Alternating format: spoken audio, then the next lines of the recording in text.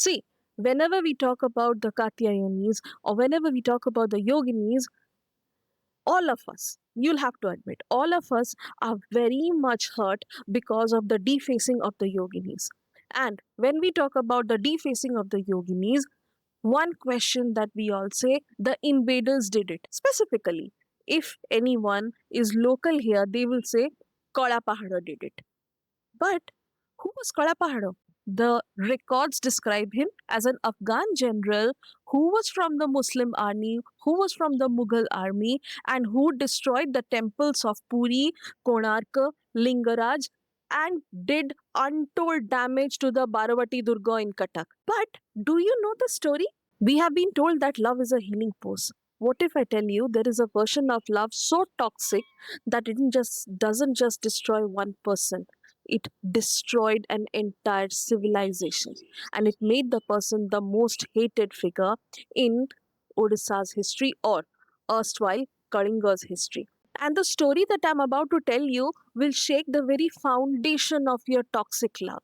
So, hear me out. We are going to have a very interesting discussion on who was Pakoda Pahado and what do we learn from him. Once upon a time, there was an ardent Brahmin. Yes, there was an ardent Brahmin devotee of Lord Jagannath called Kola Chandre or Rajiv Lochandre. Records say Kola Chandre or Rajiv Lochandre was an ardent devotee of Lord Jagannath and he could not stay without his Kaliya. And Kola Pahado records after this beg to differ. Some records say that he was sent by Raja Mukunda Dev to the Nawab of Bengal's army, and some reports say that he was employed in the army of the Nawab of Bengal, and even then he retained his dharma and he hadn't yet become the terrifying aspect of what we saw later on. Reports again say that the Nawab's daughter was very beautiful and he fell in love with her. Other reports say that she was smitten with Kala Pahado and she wanted to marry him. And at this point, he didn't have a choice. He married the daughter of Suleiman Karani, the then Nawab of Bengal. After that, things started to go downhill because then he was no longer in his dharma anymore. And he could not bear to stay away from Jagannath ji because he was his very big devotee. And he took his wife and set off on a pilgrimage to Puri to see Lord Jagannath. Now, can you see where this train wreck is going? He had married a Muslim lady, and the Pandas of Puri admittedly did not let him in. The rules were strict then, the rules are strict now. He was not admitted in the premises of the Puri temple. That did not deter Kala Pahado or Rajiv Lochandre. He said, I will wait outside till you let me in. But that was not going to happen. Some reports say he waited for 3 weeks, and some reports say that he waited for 3 months. But the Puri Pandas would not let him in. And gradually, the patience turned into humiliation, and that turned into burning anger. Anger that the Lord that I devotedly worshipped would accept me no more. That it is not my fault, but I was being humiliated and he did nothing. And that turned Rajiv Lochandre into Koda Pahado. He went back and he brought back his huge army of generals and he started on a rampage of destruction. The Puri temple, the Konark temple, untold damage to Baravati Durga, untold damage to a lot of temples, and the damage also extended to the Kamakhya temple in Assam. In short, he went away from his roots and then he tried to come back. But when he tried to return to his roots, he was rejected and humiliated. And his love curdled into black, toxic rage. He didn't just want revenge, he wanted to burn down everything he once held sacred. This is the first lesson. Unregulated emotion is like wildfire.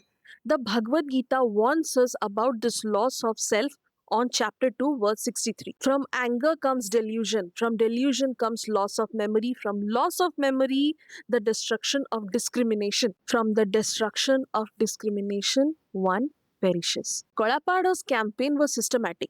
He didn't just kill kings. He tried to destroy the Brahma of Lord Jagannath. He thought he was powerful because he could break stone. But the universe keeps a ledger that no general can outrun. Every strike against the sacred was a strike against his own future. Which brings us to our takeaway 2. No bad deed goes unpunished. Even if you think you are winning in your age, your own karma is building a cage that you cannot escape from. As the Gita says in chapter 16, verse 19, those who are envious and mischievous, who are the lowest among men, I perpetually cast into the ocean of material existence, into various demonic species of life. And here is the ultimate tragedy, and what I personally feel is the karmic retribution to Kalapahada.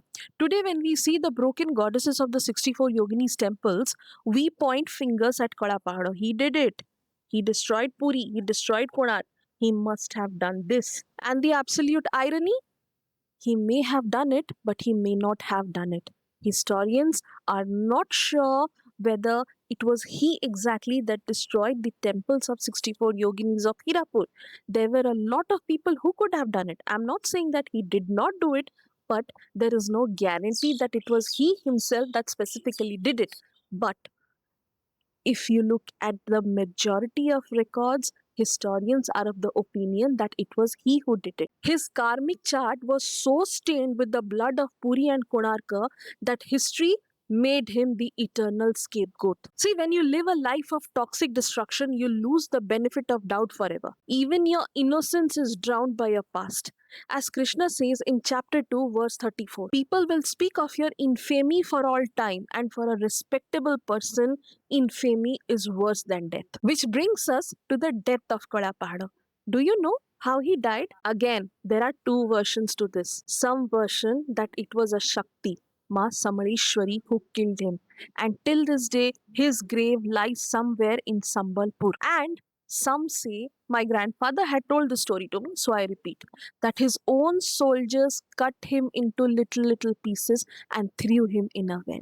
And that was the end of a general who dared, who literally dared, tried to hurt our idols. So, my friends, next time you come to 64 Yoginis Hirapur and look at the defaced idols and think, did Kadapahada did this?